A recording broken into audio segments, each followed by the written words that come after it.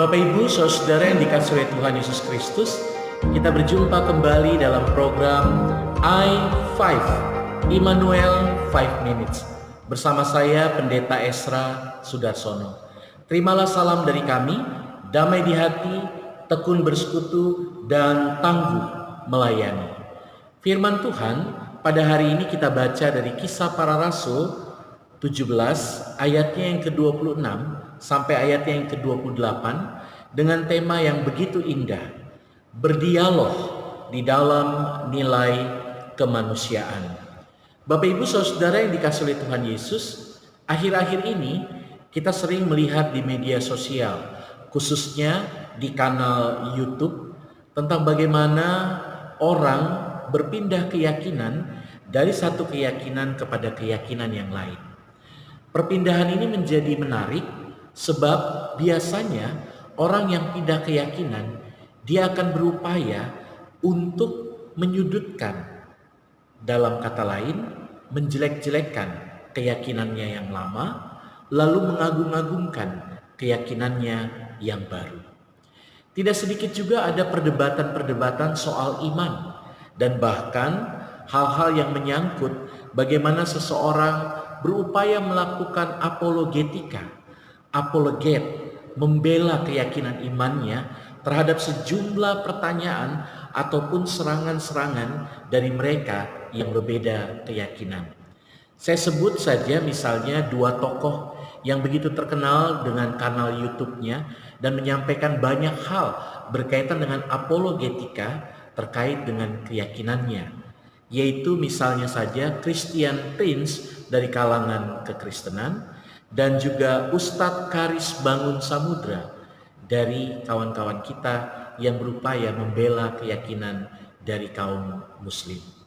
Bapak Ibu saudaraku yang dikasihi oleh Tuhan Yesus, berdebat, berapologet bukanlah hal yang baru dalam kehidupan beragama. Bahkan Paulus dalam bacaan kita pada saat ini juga sebenarnya melakukan apologetika dalam rangka mempertahankan keyakinan imannya sebagai seorang pengikut Kristus.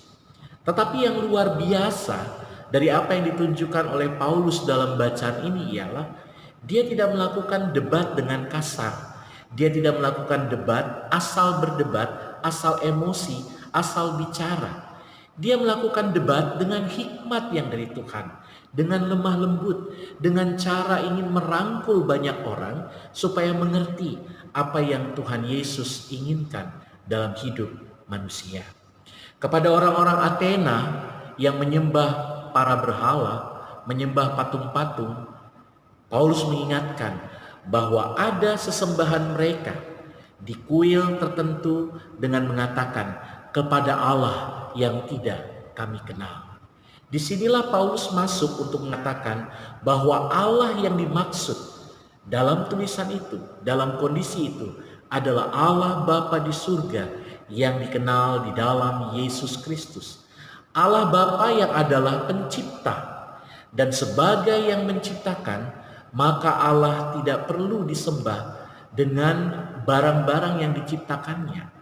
Dia maha kuasa dan tidak perlu disembah dengan cara menyembah patung-patung berhala. Bagi Paulus, Allah juga adalah Allah yang hadir dalam sejarah kehidupan manusia. Dan karena itu, Allah dengan kasih-Nya perlu untuk dipuji dan dimuliakan. Allah telah membuat manusia sedemikian rupa, dan karena itu manusia tidak perlu mengambil gambaran yang lain. Cukup dengan mengerti bahwa Allah yang penuh dengan kuasa itu yang berkuasa atas hidup umat manusia. Dan Allah yang seperti ini akan datang pada saat penghakiman dan akan membela umatnya yang percaya kepada anaknya yang tunggal, Yesus Kristus, yang mati dan bangkit pada hari yang ketiga. Inilah inti ajaran Paulus tentang kekristenan yang coba didialogkan di tengah kumpulan banyak orang dengan cara pikir dan filsafatnya masing-masing. Memang Bapak Ibu, ada banyak respon terhadap apa yang Paulus sampaikan. Ada yang mengejek, ada yang menunggu untuk memberi jawaban. Tetapi kalau Bapak Ibu membaca kelanjutan perikop ini, Setidaknya ada beberapa orang yang akhirnya ikut ke dalam kekristenan, yaitu Dionysius dan Damaris. Mereka percaya pada apa yang diajarkan Paulus, sementara orang banyak mengejek Paulus. Tugas kita sebagai orang Kristen untuk tetap meyakini keyakinan kita terhadap Yesus Kristus yang menjadi Tuhan dan Juru Selamat kita. Meskipun dunia mengejek, sesungguhnya Tuhan kita tidak perlu dibela. Tuhan kita yang justru membela kehidupan orang-orang Kristen. Selamat malam, Tuhan memberkati. Amin.